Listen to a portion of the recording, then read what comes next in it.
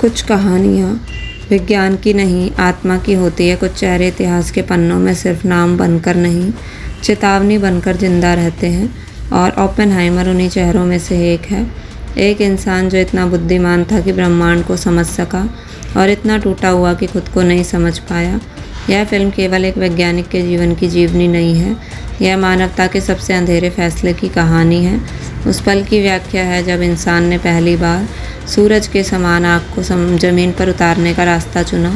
जे Robert Oppenheimer एक शांत, गहन और रहस्यमयी व्यक्ति, जिसे फिजिक्स से प्रेम था, जिसने तारों की गति में ईश्वर की भाषा पढ़ी थी, और फिर उसी विज्ञान से ऐसे हथियार बनाए जिसने लाखों जिंदगियों को पल भर में राख बना दिया। I am become death, the destroyer of worlds. यह शब्द उसके मुख से निकले नहीं थे, बल्कि उसकी आत्मा की चीख थे, जो पूरी फिल्म में गूंजती रहती है। ओपेनहाइमर हमें ले जाती है उस दौर में जहाँ दुनिया दो हिस्सों में बटी थी, युद्ध और विज्ञान। अमेरिका ने मैनहट्टन प्रोजेक्ट के तहत एक ऐसे हथियार को जन्म दिया जिसे किसी ने कल्पना में भी नहीं सोचा था, लेकिन उस हथियार के पीछे जो चेहरे थे उनमें सबसे अहम था ओपेनहाइमर, एक ऐसा वैज्ञानिक जो अपने सिद्धांतों और कर्तव्यों के बीच पिसता रहा। उसकी आंखों में डर भी था, ज्ञान भी, अपराध बोध भी और जिम्मेदारी भी। यह फिल्म उन सभी संघर्षों को उजागर करती है जो एक इंसान की आत्मा में तब उठते हैं जब उसे यह समझ आता है कि उसका आविष्कार दुनिया को बचाने के लिए नहीं, बल्कि उसे मिटाने के लिए इस्तेमाल होगा। क्रिस्टोफर नॉलन के निर्देशन में यह फिल्म एक सिनेमैटिक मास्टरपीस बन जाती है, जहाँ टाइमलाइन एक धड़कते हुए दिल की तरह चलती है। पीछे, आगे, वर्तमान और भावनाओं की गहराइयों में सेलुलॉइड पर चढ़े इस जीवन के चित्र में हम देखते हैं ओपेनहाइमर की वैज्ञानिक जिज्ञासा, उसके रिश्ते, उसके विचार और अंततः उसका पतन।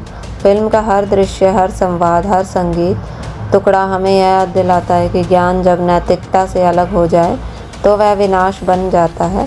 जब ओपेनहाइमर की आंखों में पहला न्यूक्लियर टेस्ट चमकता है, तब वह सिर्फ विज्ञान की सफलता नहीं होती, वह मानवता की हार होती है।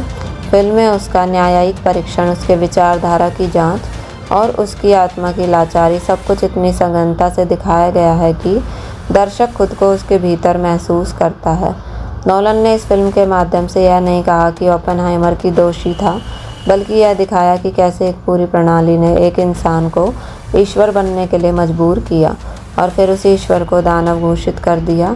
ओपेनहाइमर उन फिल्मों में से एक है जो देखने के बाद ख़त्म नहीं होती, वह भीतर चलती रहती है, सवाल उठाती है, डराती है और सबसे ज़रूरी, सोचने पर मजबूर करती है। यह फिल्म बताती है कि इतिहास बनाना आसान है, लेकिन उस इतिहास के साथ जीना सबसे कठिन, और ओपेनहाइमर को इसी कठिनाई ने भीतर से तोड़ दिया। क्या यह देशभक्त था, क्या वह अपराधी था, या सिर्फ एक इंसान जो बहुत ज़्यादा जान गया था? जवाब शायद किसी के पास नहीं, लेकिन सवाल हर दर्शक के अंदर गूंजता रहता है। यह फिल्म सिर्फ परमाणु बम की नहीं, बल्कि इंसानी अंतरात्मा की सबसे बड़ी जंग की कहानी है, जहाँ बाहर युद्ध खत्म हो चुका था, लेकिन भीतर एक और जंग चल रही थी, अपराध बोध बनाम कर्तव्य। तो अगर आपने अब तक ओपेनहाइमर नहीं देखी है, तो आप एक ऐसी यात्रा से दूर हैं जो सिर्फ आंखों से नहीं, आत्मा से देखी जाती है। और अगर देख चुके हैं तो दोबारा देखिए। शायद इस बार उस वैज्ञानिक की आंखों में आपको खुद की छवि दिखे, क्योंकि हम सब ने थोड़ा थोड़ा ओपेनहाइमर है, थोड़ा सा जानने की प्यास, थोड़ा सा घमंड और थोड़ा सा पछतावा। अगर आपको यह कहानी छू गई हो, अगर इस फिल्म ने आपको सोचने पर मजबूर किया हो, तो इस वीडियो को लाइक कीजिए, शेयर कीजिए अपने दोस्तों के साथ जो सिनेमा को केवल मनोरंजन नहीं, आत्ममंथन मानते हैं, और सब्सक्राइब कीजिए हमारे चैनल को, क्योंकि हम लाते हैं वो कहानियाँ जो आपके दिल से होती हैं, आपकी सोच को बदल देती है। NCTA call to action.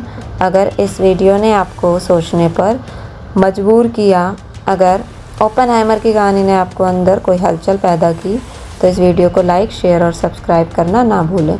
Comment में बताइए, क्या ज्ञान के साथ जिम्मेदारी निभाना भी उतना ही ज़रूरी है जितना उसे हासिल करना? मिलते हैं अगली कहानी में एक और गहराई में उतरने, क्योंकि सच्चा सिनेमा वही है जो आपको भीतर से हिला दे।